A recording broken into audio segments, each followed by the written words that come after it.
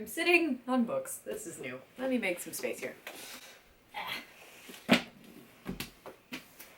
Okay, hello, welcome to my floor. I am Bookstahuda, and today I am in a pile of books because I have too many books.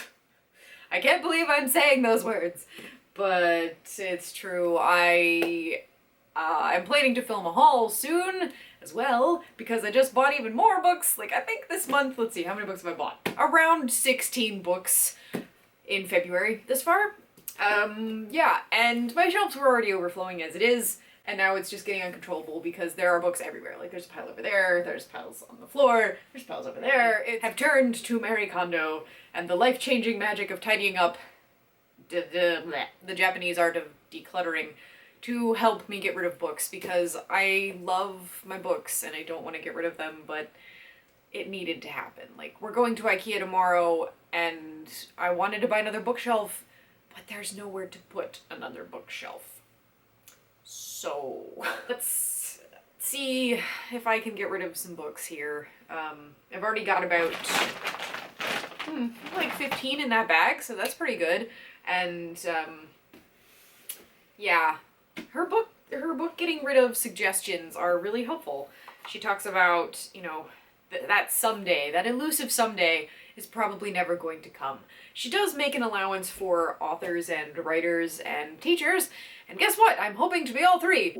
I fall into the category of needing a larger collection, you know, for life, but I just have too many books, and books can be accumulated so cheaply these days, and I want them all. Let's see if I can try to get rid of some. Maybe having you with me will help. Maybe having you with me will make it worse. I don't know. Because then I'm gonna watch this and edit and be like, oh, I should have kept that book. No, Sandy, get rid of the book. Okay. The Rosie Project. Oh, see, this looks so cute. And she tells you not to, you know, don't start reading it because that's a bad thing to do. It looks really cute, but I've heard some missed things, and I don't really read contemporary novels ever. That's the same deal I'm thinking about with this, but I've heard that it's really good, The Time Traveler's Wife. I don't know. Oh, it's about a librarian who has an affair through time. That does sound pretty good. I don't really like this cover. But if I had to choose one to pick, I think I would pick this one. Not that I have to do that, but no, I'm getting rid of it. Oh yeah, so this might surprise a couple people, but I am getting rid of these two John Green books because John Green just doesn't move me. I'm sorry. I did bawl when I was reading this book. Like, I literally cried for a long time, but I don't really like the characters at all. The books on the floor. This one, The Brief, Wondrous Life of Oscar Wilde, winner of the Pulitzer Prize. I bought this without knowing anything about it, just because it was famous. Now I'm reading the back and this person wants to become a J.R.R. Tolkien, so yeah, we'll keep that. Marie Kondo says to put all of your books at once on the floor.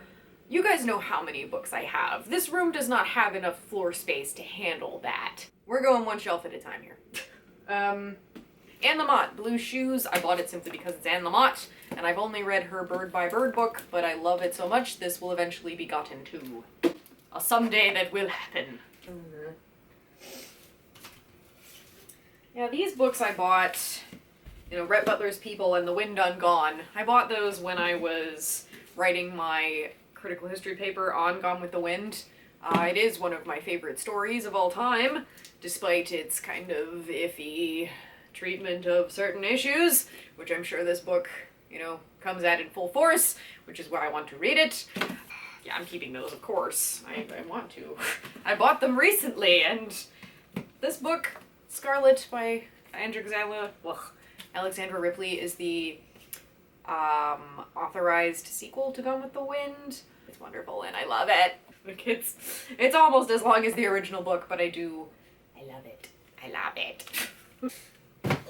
Okay, I already went through this shelf, which is my, like, educator shelf, and that's all stuff that I either need to keep because I have to, or you know, I want to keep it because it has meaning and I learned a lot from it, and books, Tahuda.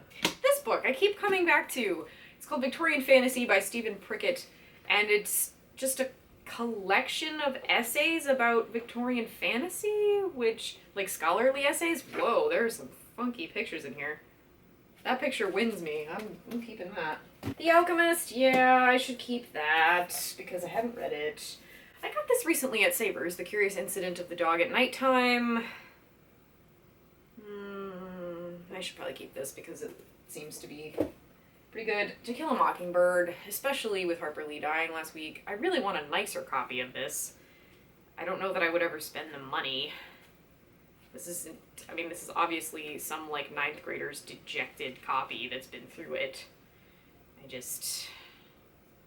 Yeah.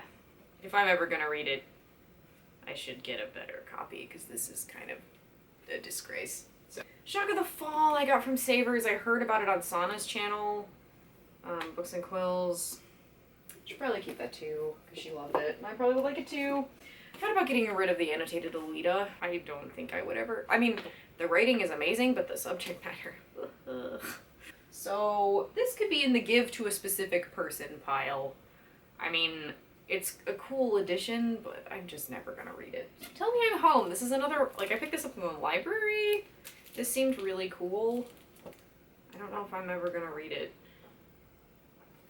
Which is the hint that I'm supposed to throw it away, but it has such a cool cover.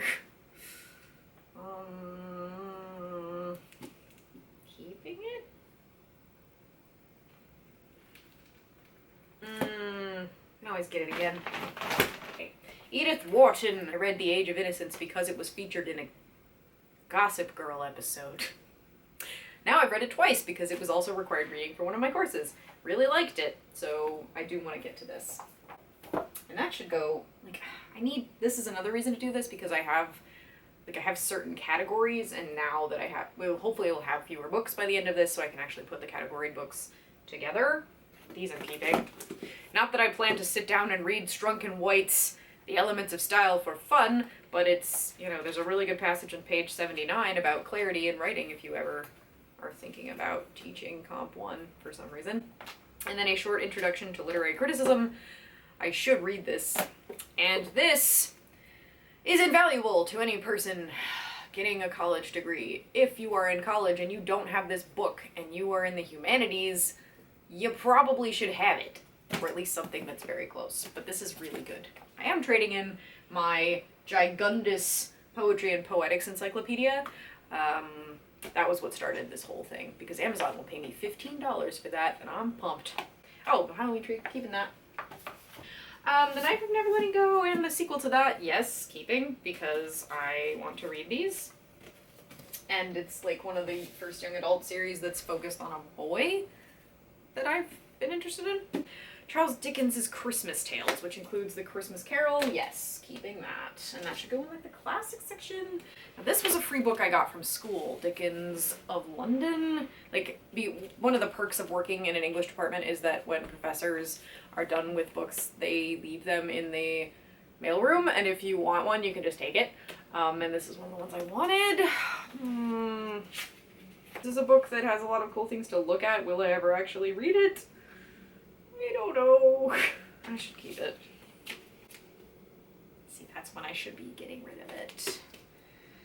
Am I ever gonna read this? Probably no. Nope. Going away with it. I am thinking of taking these books at least to half-price books so I can try to get some money out of them. This I bought for class, and then we didn't actually end up reading it. And the trailer for it was really cool, and I like the cover. And it's supposed to be cool. It's Super Sad True Love Story by Gary Sheinhardt. Sure.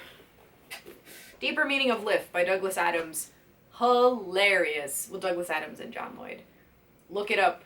Read it. Love it. Share it with friends. These two books, have I talked about them before? Smoke and Ashes and Smoke and Mirrors by Tanya Huff. I love her writing, or at least I did the last time I read it. I may be a little beyond it now, but probably not. I tried really hard to get into the series a couple of times. So I'm gonna keep these because I love Henry from the Blood Book series by Tanya Huff, and these are a continuation of that, and maybe someday Henry and I will reunite and it will be perfect. This book is originally my dad's. I used this because I wrote my undergrad thesis on Middlemarch. I should see if, because I have this, which I read incomplete. This is by Rosemary Ashton. This one, I should just get back to my dad. The Lexicographer's Dilemma. I'm really excited about this. It talks about the English language from Shakespeare to South Park, the evolution of it. I really should discipline myself to sit down and read it sometime, because I feel like when I do it'll be awesome. But, you know, when does one want to read something like this instead of a novel? When one is feeling particularly nerdy.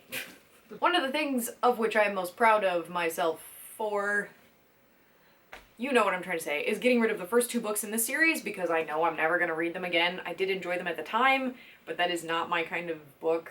I think I was just reading them because they're popular. And this book I will read someday, because with those books, I read them when I was in the mood for them, and they were like really awesome at that time. You know, I read the first one really quickly, started the second one, got really bored, stopped for a couple years, picked it back up, read it, loved it, started this one, got bored. So I'm expecting the pattern will be, you know, someday I will feel like I want to finish the trilogy, and then this will be waiting for me. And of course this book we're keeping because it's helpful. Oh, and then The Air Affair by Jasper Fforde. Apparently a person gets absorbed into Jane Eyre, and I would love that, so this sounds like a cool book. Oh, and then The Disaster Artist. This is by Greg Sestero and Tom Bissell. This is about the movie The Room. Not Room, The Room, with Tommy Wiseau. Yes. Yes to this. I need to move the camera and stuff because now we're gonna work on different shelves. This is gonna get harder, because this is kind of the books I don't know that I'll ever read shelf. Those over there are the books that I want to read, but it's not the right time. Let's go over there.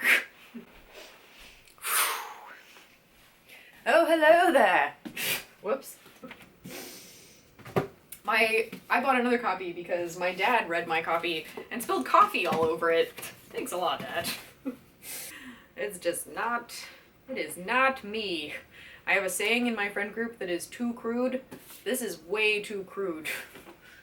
This is Smokin' Asses